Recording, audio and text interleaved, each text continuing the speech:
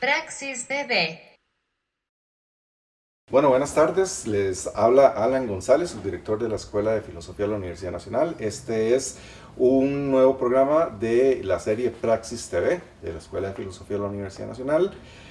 El día de hoy nos acompañan dos académicos de la escuela, Jonathan Piedra y Alexander Telles. Ellos han estado trabajando diferentes aspectos de la filosofía. Telles un poco la idea del humor y Jonathan sobre mejoras, y vamos a utilizar la palabra entre comillas, mejoras para hablar sobre cierta cuestión que tiene que ver con procesos cognitivos y físicos en el ser humano. Vamos a empezar con Telles, que nos hable un poquito de lo que podemos entender como, con el humor desde la tradición filosófica, cuál ha sido el punto de partida y cuál es la motivación que tuvo para investigar el humor desde el punto de vista filosófico. Bueno, buenas tardes.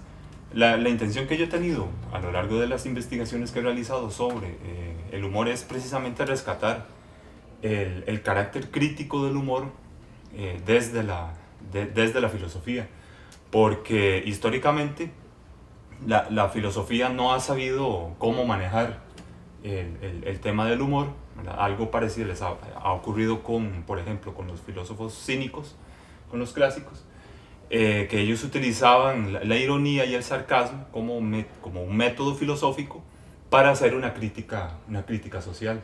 Entonces yo he querido rescatar ese estilo crítico filosófico de los cínicos para, como un método filosófico contemporáneo.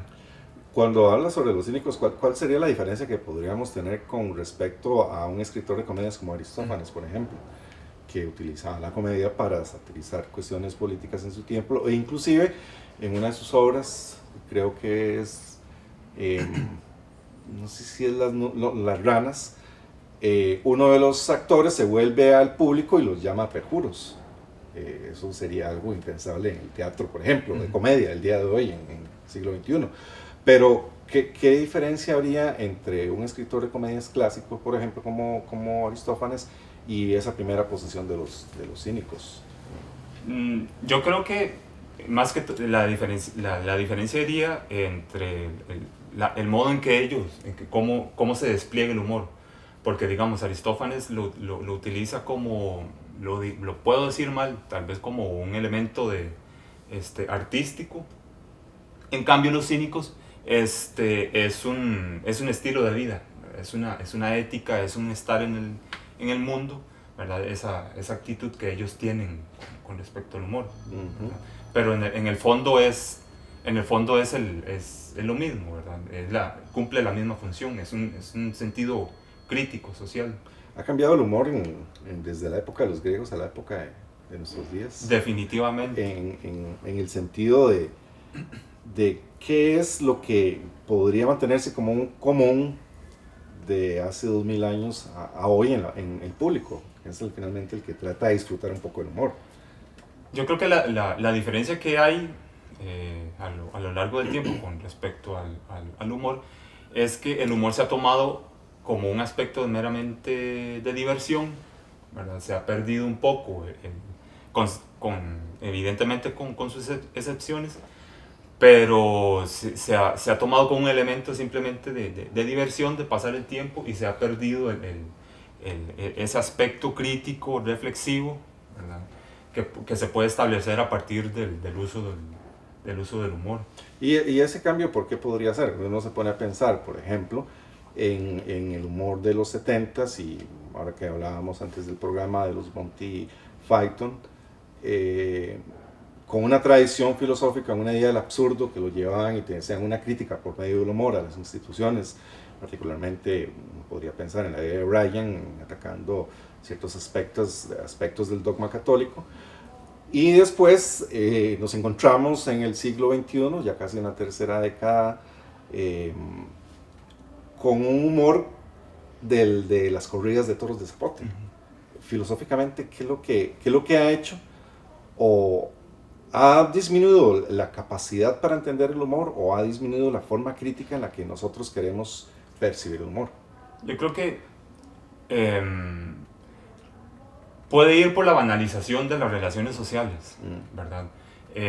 Donde entra en juego ese aspecto meramente comercial del humor ahorita, ¿verdad? Como un elemento simplemente de diversión y se deja de lado, ¿verdad? Ese aspecto reflexivo, crítico del humor como lo veían los Python, Ujú. ¿verdad? Ahora el humor va dirigido a ridiculizar al otro, ¿verdad? A banalizar, yo creo que es un aspecto que vale la pena rescatar, a banalizar las relaciones entre los sujetos, con el mundo que los rodea, ¿verdad?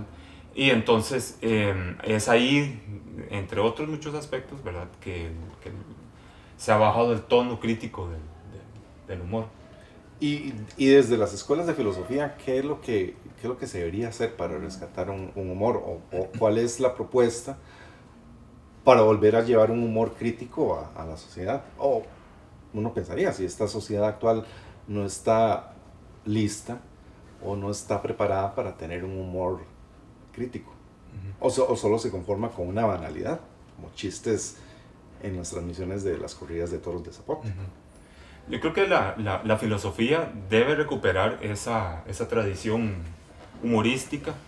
Yo creo que no solo la filosofía, en general la sociedad en todo su conjunto debe recuperar esa capacidad de poder reírse, ¿verdad? Pero no una risa superflua, sino una risa que también contribuya a la reflexión de cómo es que estamos acá posicionados en el mundo y en la sociedad, ¿verdad? Y entonces, al menos nosotros como académicos, yo creo que es fundamental, ¿verdad?, que en nuestras investigaciones o en nuestro quehacer incorporemos no solo la risa, sino también la felicidad, porque hay risas de risas, ¿verdad? Está la risa que ridiculiza al otro, ¿verdad? Pero también puede ser una risa crítica, ¿verdad? El humor también se ha mostrado que tiene una connotación terapéutica. Y en ese sentido, uno podría pensar en investigaciones filosóficas en el humor que contribuyan a entender esta idea de beneficencia del paciente en tratamientos en los que quizás requiere un poco de humor, reírse un poquito más. Eventualmente estamos en una sociedad en la que, en algún momento lo mencionábamos, hay un encarnecimiento terapéutico porque le tenemos miedo a la muerte. Reírnos de la muerte no parece algo muy sensato, pero sí hay toda una vertiente que uno podría explorar del humor como una cuestión terapéutica, que es también algo que toca Jonathan en las investigaciones, o sea, esa mejora cognitiva, esa mejora en física del ser humano, y nuevamente uso la palabra mejora entre comillas, que llevan de alguna manera a un mayor bienestar de la humanidad. El humor tendría esa connotación social y como un elemento que ayude a las personas a establecer relaciones. Sí, de hecho, el fuerte ahorita en investigaciones relacionadas con el humor se han visto por ejemplo, desde la bioética, ¿verdad? De cómo la risa, por ejemplo, contribuye no sé, a llevar más la situación de los pacientes con respecto a la muerte, ¿verdad?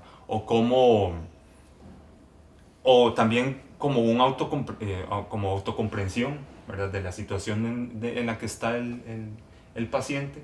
Entonces se ha comprobado con distintas investigaciones que un paciente que ríe, por ejemplo, recibe mejor los tratamientos médicos, ¿verdad?, que recibe con respecto a la enfermedad de la que padece, ¿verdad? Se vuelve más receptivo, incluso Mejora sus procesos inmunes, etcétera, claro, etcétera. incluso la relación que se establece con el médico, ¿verdad? Porque tradicionalmente está esa cuestión que hay una distancia, ¿verdad?, entre médico y paciente, Paternalismo, ¿verdad? además. Sí, además, claro. Entonces, hay como una cierta reticencia con el paciente con respecto a lo que le dice el médico al paciente, ¿verdad? Entonces no hay un clic entre ellos, pero se ha comprobado que si en las terapias donde el paciente recibe terapias complementarias. Sí, terapias complementarias y que lo ayudan a comprender no solo su situación, sino también el proceso, por ejemplo, una quimioterapia o otro tipo de tratamientos, la recibe muchísimo mejor. Bueno, vamos a un corte y regresamos con la segunda parte del programa. Praxis TV. Bienvenidos de nuevo, continuamos con Praxis TV, un programa de la Escuela de Filosofía de la Universidad Nacional. En esta segunda parte vamos a conversar un poco con Jonathan Piedra sobre el proyecto que él ha estado trabajando sobre los procesos de mejora entre comillas. Les explico por qué gustaría la palabra mejora entre comillas. Son procesos de mejora cognitiva, de mejora física en los seres humanos. Es la idea del proyecto que ha estado trabajando, es la idea del concepto. Bueno, sí, buenas tardes a todos, gracias Alan por darme la palabra. En realidad, digamos, la mejora se puede ver de distintas opciones, ¿no? La mejora humana como tal implica la mejora física y la mejora cognitiva, ¿no? Dependiendo de cómo usted asuma cada una de estas cosas. Dentro de lo que yo he estado investigando recientemente, me he enfocado en la mejora cognitiva. En investigaciones previas he estado abordando la mejora somática o corporal, ¿no? En el caso actual he estado trabajando la mejora cognitiva y por mejora se entiende todos aquellos procesos o intervenciones que aumenten las capacidades físicas o cognitivas más allá del promedio de un ser humano normal. Ahora, cuando hablamos de la palabra mejora, porque negativamente una palabra mejora en la especie humana, uno podría asociar una palabra como eugenesia, que ha estado muy mal parada, evidentemente, desde la época de Hitler, y que inicia antes con las primeras leyes raciales en Estados Unidos. Entonces, ¿cómo podríamos en este concepto alejarnos de esta idea de eugenesia y pensar en esa idea de mejora en el ser humano? Bueno, ese es un debate que trata mucho dentro de lo que se ha hablado en la literatura de la mejora. En realidad algunos autores inclusive no quieren alejarse del término eugenesia, ¿no? Porque ellos resignifican el término y lo llaman eugenesia liberal, ¿no? A diferencia de la eugenesia que pasaba en la época de la Segunda Guerra Mundial, ¿no? Y un poco más adelante con los experimentos que se hicieron en Estados Unidos, ¿verdad?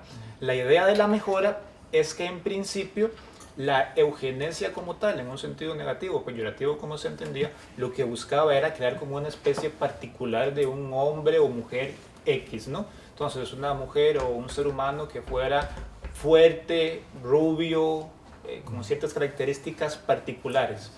La eugenesia liberal, más bien, o dentro de esa teoría, lo que busca es como una opción de mejorar ciertas características siempre dentro de una decisión personal. No es obligatorio para nadie y al mismo tiempo implica que el Estado no puede tener una intervención directa, ya sea para promoverla o para impedirla. El Estado lo que tendría es una función de garantizar que quien quiera hacérsela se la haga y quien no quiera hacérsela no se la haga, o en el sentido de que ellos podrían ver, mantenerse normal. La idea es que la mejora no es una mejora en un sentido estético o en un sentido que tiene que ver con una cuestión comparativa, ¿no? Entonces, por ejemplo, tal vez para alguien que tenga una estatura X puede ser una mejora ser más alto, o para alguien que sea lento tal vez una mejora de ser más rápido, ¿no? Ese no es el tipo de mejora que se promueve. La mejora que se habla dentro de la literatura es lo que se llama la mejora con beneficios intrínsecos netos, o una mejora en un sentido objetivo, tener un mejor sistema respiratorio, mejorar la visión, mejorar la capacidad de resistencia a las enfermedades, la capacidad de vida, etc. ¿Verdad? No es una mejora subjetiva, es una mejora en un sentido objetivo. Ahora, también eso podría uno pensar que hay ciertos problemas éticos porque si bien es cierto, como usted lo menciona, el Estado ni apoyaría ni tampoco evitaría el que se dieran esas mejoras, esto estaría quedando en manos de empresas o corporaciones privadas, me imagino, porque no tendrían el sustento del Estado. Ahora, ¿quién es el que podría acceder a estos si queda la libre? Por ejemplo, si yo tengo la posibilidad y las posibilidades económicas de hacerlo, lo voy a lograr. Eso podría llevar a un problema ético en la distribución de recursos en una sociedad en la que podría marcarse la diferencia entre las personas que tienen menos y las que tienen más, o que pueden llegar a tener más por estas mejoras cognitivas. Bueno, efectivamente así es. Una aclaración que se hace al respecto es que el Estado no intervenga prohibiéndolo o impidiéndolo no quiere decir que no lo regule. No. O sea, su función sería regularlo en algún sentido, ¿verdad? Y la regulación ya sería un debate que implicaría muchas partes, ¿no? Entonces eso sería como un aspecto distinto. Ciertamente sobre el tema de la mejora hay como 3 críticas o aspectos éticos muy importantes. Lo que tiene que ver con el juego limpio, o todo el asunto del esfuerzo, ¿no? Es decir, cómo se consideraría el esfuerzo si uno puede mejorar por un procedimiento, por un psicofármaco, por lo que fuera, ¿no? El tema que tiene que ver con la justicia y la distribución de recursos, que es el tema que usted está hablando, ¿no? Que efectivamente, si ya la gente que puede acceder, por ejemplo, a un colegio privado y la gente que va a un colegio o una escuela que está en Guararí se diferencia en función de un sistema educativo, posiblemente estas mejoras genéticas, tecnológicas, que tienen que ver con fármacos, generaría algún tipo de distribución social mayor. Entonces aquí un debate ético que entra es si el Estado tiene que regular el acceso o fomentar cierto tipo de mejoras para todos. Entonces, por ejemplo, no sería que yo tengo más dinero y puedo hacerme una mejora de respirar o tener más resistencia frente al ejercicio. El Estado, en su función social, debería decidir si eso es una cosa promovible dentro de un sistema de salud. Ahora, el problema que está mencionando Balan sigue estando en el mismo debate, ¿no? Que es que efectivamente quienes tengan más recursos son quienes van a hacerse las mejoras, o por lo menos los que van a tener la posibilidad de hacerse las mejoras, ¿no? Y de hecho ya hay famosos bioeticistas como George Annas que piensa que eso crearía una división social tan marcada que básicamente llegaría casi al nivel de un crimen de lesa humanidad, ¿verdad? Porque la historia ha mostrado que quienes se consideran mejores usualmente no tratan bien a quienes no creen que son igual que ellos, ¿verdad? Y entonces el problema de la distribución de recursos, la libertad y todo eso es muy fuerte, ¿verdad? Algo que mencionaba usted al principio, y retomando un poco esta discusión de esta diferencia entre ambos procesos, es que existe una mejora a nivel cognitivo y una mejora a nivel somático. En esta teoría de la mejora está implícito un cierto dualismo entre lo que es la mejora en la mente y la mejora del cuerpo, o no es que ambos pueden mejorarse de una manera simultánea. En realidad ese es un debate también que tiene que ver con las líneas de investigación de la mejora, ¿no? Buena parte de esta mejora es tecnológica, es decir, no es una mejora social, educativa, es una mejora tecnológica, ¿no? Al mejor estilo, digamos, del optimismo ilustrado, ¿no? Más tradicional. En ese sentido, en buena parte de las investigaciones hay una especie de neodualismo, ¿no? Es decir, se supone que el cuerpo es una cosa desde un funcionalismo clásico tradicional, ¿verdad? Y la mente es otra, en un sentido de un funcionalismo computacional en ese sentido, ¿no? Entonces lo que se intenta mejorar son las funciones cognitivas y las funciones corporales. Evidentemente el primer paso de todo es la mejora corporal, porque la mejora corporal es la base de todas las demás mejoras, porque donde se muestra más el paso del tiempo y la es en el cuerpo, ¿verdad? Entonces este dualismo permite, digamos, para buena parte de estos teóricos sustentar que pueden haber mejoras en ámbitos distintos, aunque dentro de una teoría más amplia, pues todo es una cuestión psicobiosocial, ¿verdad? Y una mejora corporal implicaría una cognitiva y viceversa. Sin embargo, por una cuestión propedéutica y por una especie de reduccionismo, lo plantean como si fueran dos cosas distintas. En ambos casos, hablando de lo que nos explicaba Telles y lo que nos habla Jonathan, lo que habría de fondo es esa idea de una mejora, de un mayor bienestar, digamos, de la humanidad. En la segunda parte, en la tercera parte del programa, entonces vamos a tratar de discutir cómo unir la idea del bienestar o del humor con respecto al bienestar que nos proveería una teoría o una posición de mejora tanto a nivel cognitivo como a nivel corporal. Entonces vamos a hacer una breve pausa y ahorita continuamos con la tercera parte del programa. Praxis TV. Bueno, bienvenidos nuevamente a Praxis TV. En esta tercera parte vamos a conversar, vamos a continuar conversando con Jonathan y con Telles sobre el tema del humor, del bienestar y lo que implica el tipo de mejoras, tanto a nivel cognitivo como a nivel corporal, en el aumento de un aumento del bienestar. Uno podría pensar que entre mayor bienestar tengan las personas, más felices podrían ser. Podría ser una diferencia que se puede hacer. Sin embargo, ¿cómo podríamos conciliar la parte de una mejora en los procesos cognitivos y corporales con una teoría del humor y esa con una teoría del bienestar?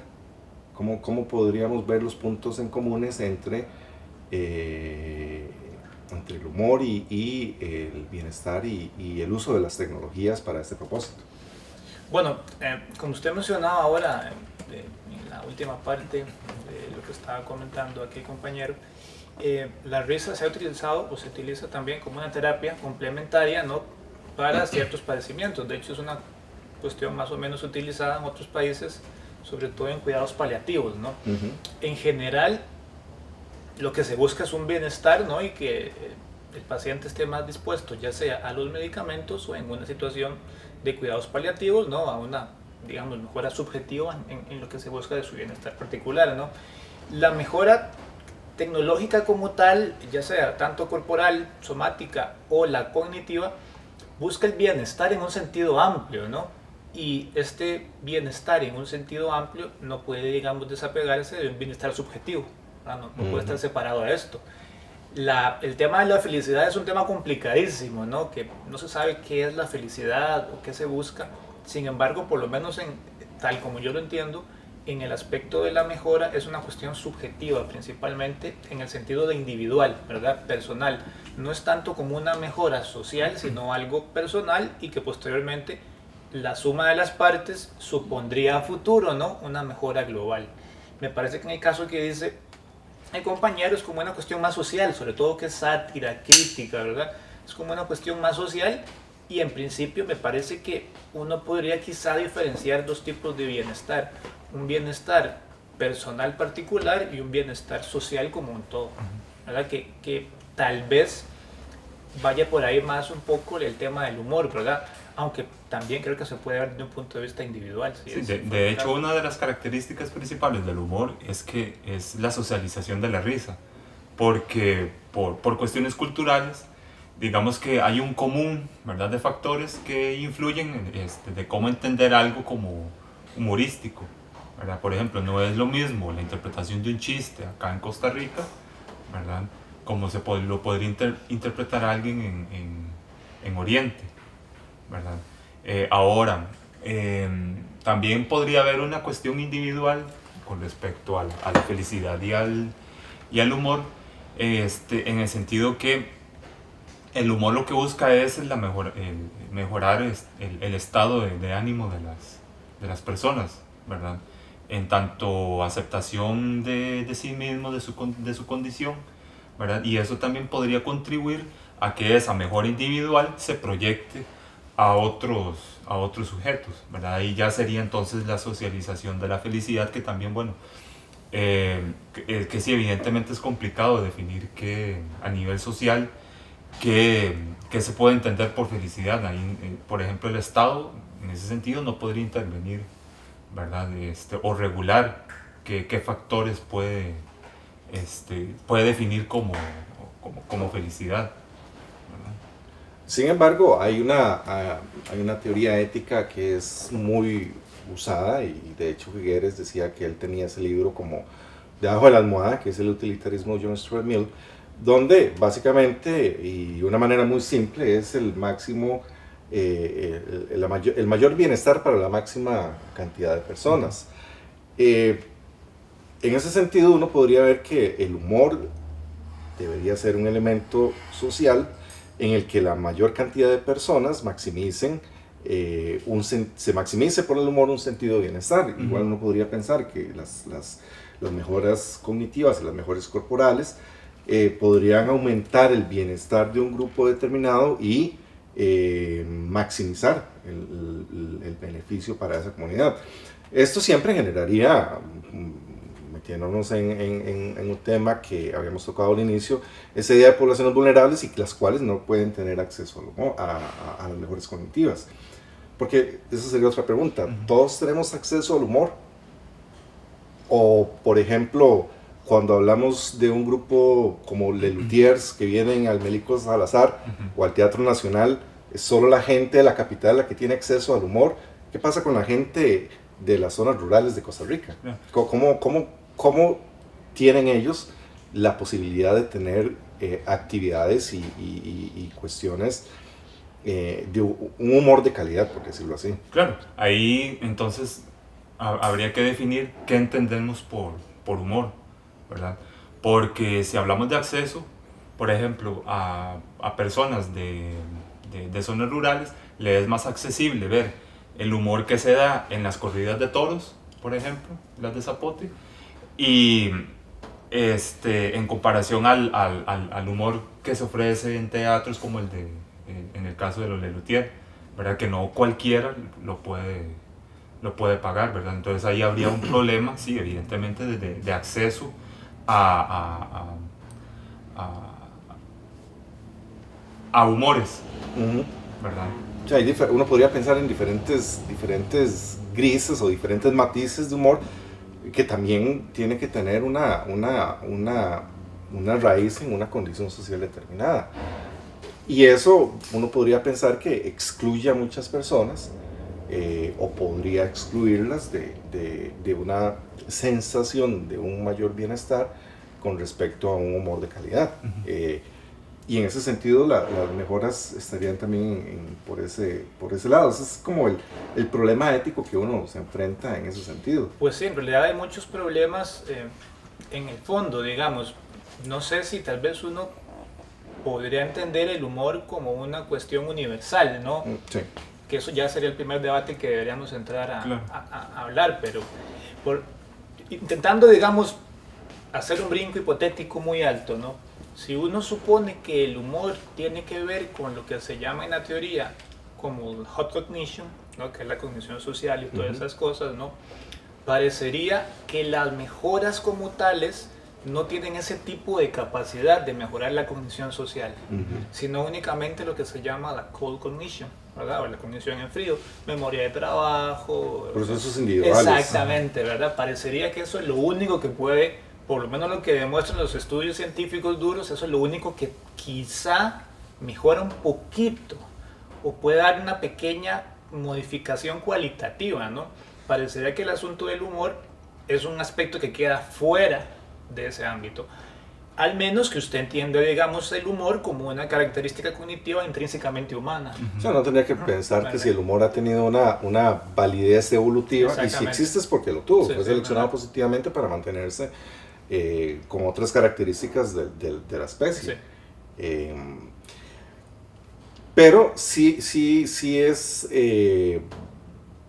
una cuestión que deja muchas horas de discusión en ese punto que mencionábamos hace un instante, de que no hay una universalidad en lo que es el humor.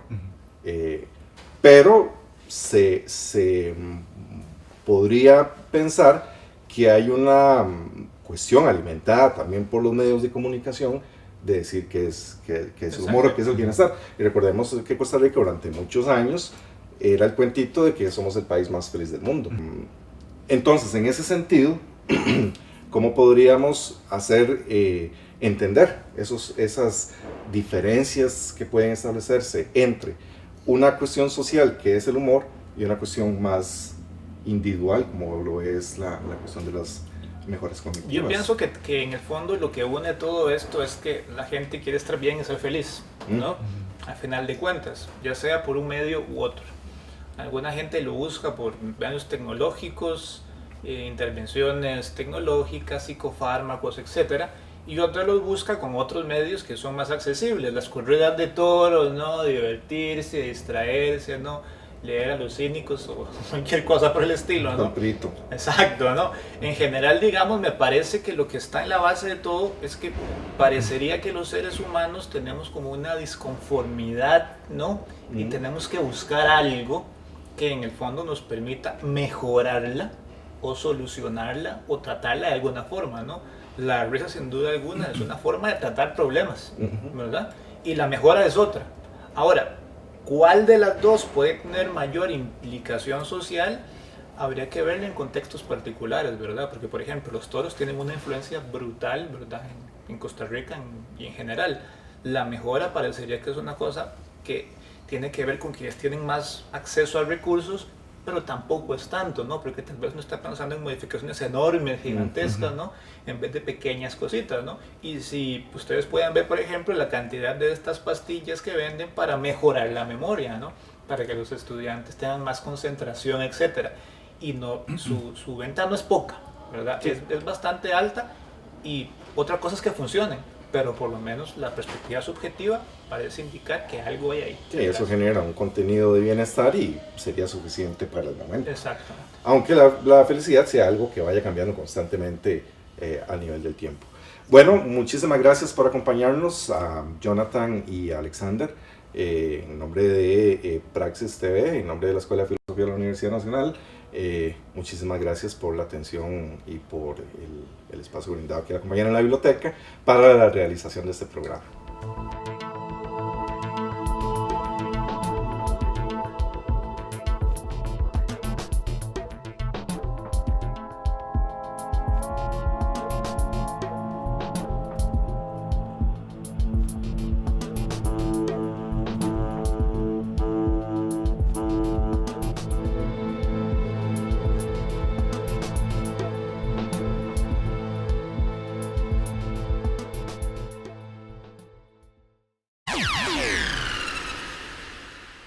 Praxis TV.